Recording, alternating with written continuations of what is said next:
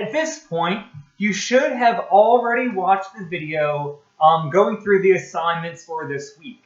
Now, in this video, I just want to take a couple of minutes and talk about the content. For week 1 in Journeys in Fiction, we are really thinking about fairy tales. These are still incredibly popular now, and they're always being adapted. If you look around, you can find versions of these fairy tales in movies, TV shows, you find plays, you find songs that work with them. So they're constantly being adapted. And these fairy tales have been around for hundreds of years. They existed as part of a very sophisticated oral tradition. Then they were written down and they're constantly being changed. So I want to say just a couple of quick things about fairy tales, and then you can apply those things as you complete your own reading, or you can come up with your own ideas. The first thing I want to talk about with fairy tales is that they are very heavily dependent on the beginnings and the endings. So we all know the traditional opening of a fairy tale, once upon a time. There are a couple of things I want to say about that opening. Once upon a time basically doesn't tell us anything about the place. As you read through the fairy tales, there's almost no information about where the story is happening. Now, the other thing Once Upon a Time does is it doesn't give us a time frame. We can read these fairy tales as if the events happened hundreds of years ago. We can read them as if the events happened yesterday.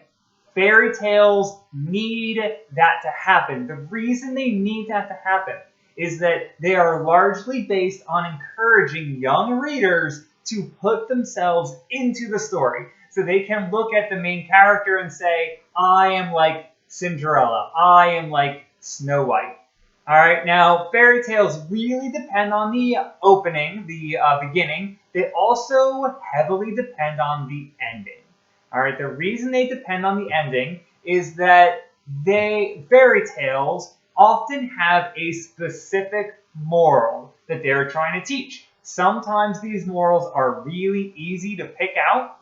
Sometimes they're actually really difficult. And if everyone reads the exact same story, they might come across different themes, different morals. That is a good thing. No single story has a single definitive moral. So this week we'll think a lot about what these stories are trying to teach and whether they teach it. The other thing that I want to say about fairy tales, and this is just a general thing, is that they often use types. I mentioned early on in this lecture that the opening of fairy tales with Once Upon a Time or something very similar often do not give us a place and they do not give us a time. They also often do not give us single characters that have a sense of inner thought and inner being. This is what I mean by this. If you look at Cinderella, for example, you will notice Cinderella is not her name. We don't have her name. In early versions of the story, Cinderella is a nickname. And you can look at versions before the Brothers Grimm, and you will see that this is the case, that Cinderella, or in some versions, Cinderbum, was a nickname given to her by her sisters. Now, you can look at a bunch of different fairy tales written during this period, and you will see the same thing. And I don't want to burst anyone's bubble here. Cinderella, not her name. Sleeping Beauty, not her name. Puss in Boots, not his name.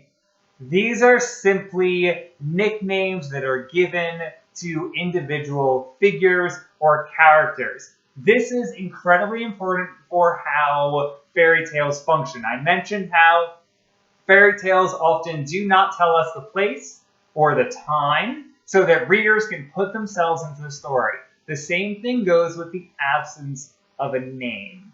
Fairy tales, to get their lesson across to young readers, often use these sort of techniques to encourage those readers to identify with characters and to apply the morals to their own personal lives. All right, those are the only quick things I want to say about fairy tales. I hope that was kind of helpful. You can apply some of these thoughts to the versions of Cinderella, Snow White, and Rapunzel that we are reading this week, and you will very likely come up with your own ideas as well.